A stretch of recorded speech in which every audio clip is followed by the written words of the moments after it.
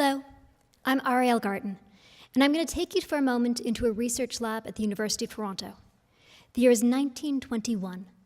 An untrained research scientist, Frederick Banting, and his student assistant that had been assigned to him, Charles Best, began investigating new ways to isolate secretions from the pancreas.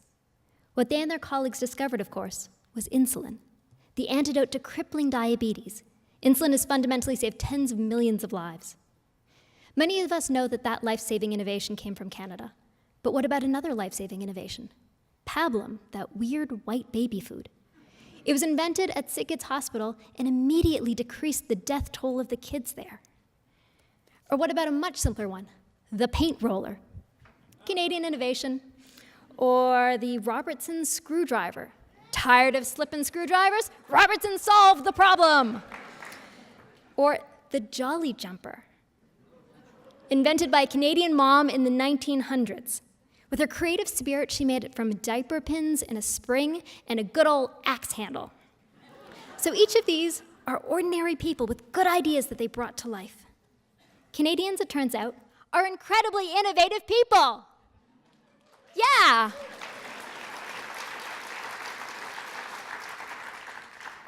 We're moving from single innovations to an innovation economy, where the fact that an innovation was Canadian doesn't have to seem like a weird and surprising thing. We already have over 5,000 startups in Canada, a thriving ecosystem that has produced amazing companies like Hydrostore. They're storing power from wind turbines in giant balloons under the water, and Deep Genomics using artificial intelligence to identify the next blockbuster drug. I had an amazing American entrepreneur friend who enviously pointed out to me that in Canada, compared to the US, it's easier to be a risk taker. That sounded weird, but we have an important ingredient here: universal health care. In the US, citizens become tied to working for others inside of a company because your employer is responsible for your health care. Here, with health care covered, it's actually much easier and safer to go out and take the risk on your own. And with our social safety net, if your venture fails, you can never fall that far. And we also have amazing accelerators and incubators like Mars and Tech Edmonton to help you learn how to bring your idea to life, and private capital willing to invest, and a government whose platform is driving innovation and has allocated $1 billion to startups and scale-ups and universities and more to ensure Canada and innovation are synonymous with each other around the world, and that we're going to have the quality of life and the economy that benefits from it. There has never been a better time to be an innovator here. I was one of those risk-taking Canadian entrepreneurs who kind of threw it all to the wind. I was always fascinated by the brain, and after university began collaborating with a friend of mine's professor, Dr. Steve Mann. He's one of the inventors of the wearable computer, and, go figure, Canadian. We were using an early brain-computer interface to let people interact with things directly with their mind. We used EEG, the same technology that you use in a hospital, where a doctor would see a printout of your brain. But instead of that trace going onto a piece of paper, we took the output and associated it with sounds so that we could actually hear what goes on inside your brain. Once your brain activity was translated into sound, you could then start to willfully modify it. I remember the first time I slipped on an EEG lead and focused my brain, and the sound went brrrr. And then I went, oh my God, and I relaxed my brain, and the sound went brrrr. And I thought, this is totally crazy.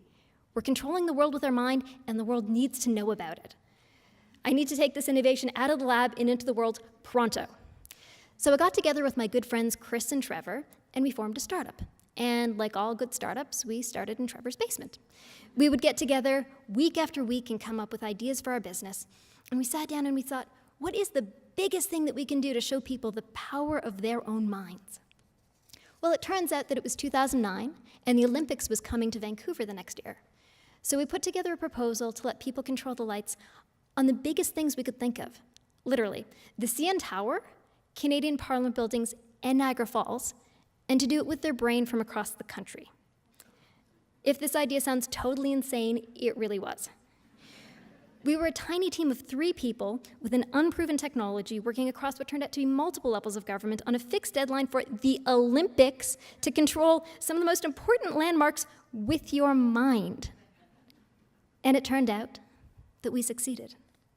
For the 17 days of the Olympics, 7,000 people got to individually interact with these icons and direct them with their brain.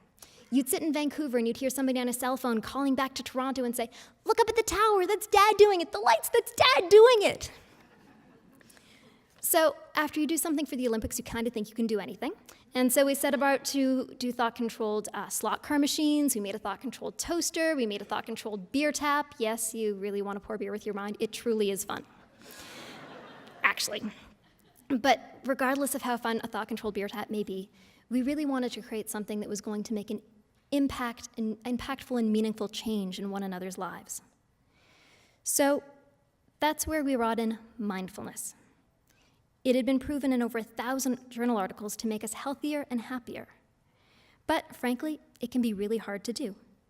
You go to your doctor and he tells you to meditate to decrease your stress, or your friend seems to be meditating and it's really made changes in your life, but you have no idea how to do it. So we created this. This is Muse, the brain sensing headband. It's a clinical grade EEG, the same thing that's in a hospital, in this slim, sweet little form factor. Nifty wearable device. And it tracks your brain during meditation and turns your meditation into sound, so you can actually hear what goes on inside your mind while you meditate. It gives you real-time feedback, and then it gives you data that shows you every moment how your meditation was going and tracks you over time so you can see how you're improving. Now, tens of thousands of people all over the world use it every day to do things like decrease their stress, improve their attention. And we get to hear amazing stories, like from a gentleman overcoming his journey to recovery and shutting down the negative demons in his own mind by learning to control those internal voices.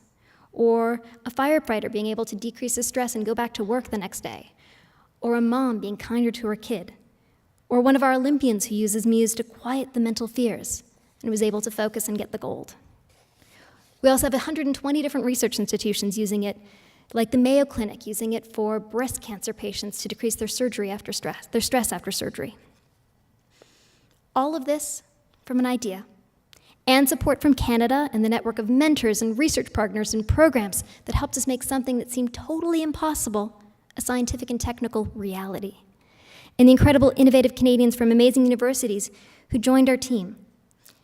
And our little Canadian innovation is now available in Best Buy across Canada, and in the US, and also around the world.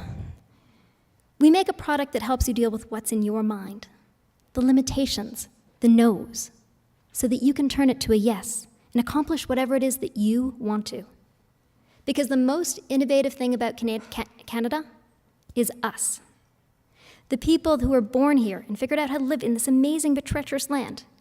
And the rest of us who are ourselves immigrants or descendants from immigrants, the brave risk takers who had the gall and the gumption to come here from other countries, who are willing to pick up and come to something new, a new land, a new world, a new idea.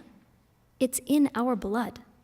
By definition now, we are a nation of innovators. And that means each and every one of you in the audience. In each one of you is the ability to make something move with your mind, to have an idea and bring it to reality. No matter how small you think it is, to take that thing that you thought, hey, wouldn't it be cool if, or wouldn't it be easier if, and putter around a bit, whether it's with some diaper pins and a spring or a few lines of code, and put some things together and see what happens. And this is how we, all together, have made the extraordinary innovative place that we call home, and how we will innovate our future. Thank you.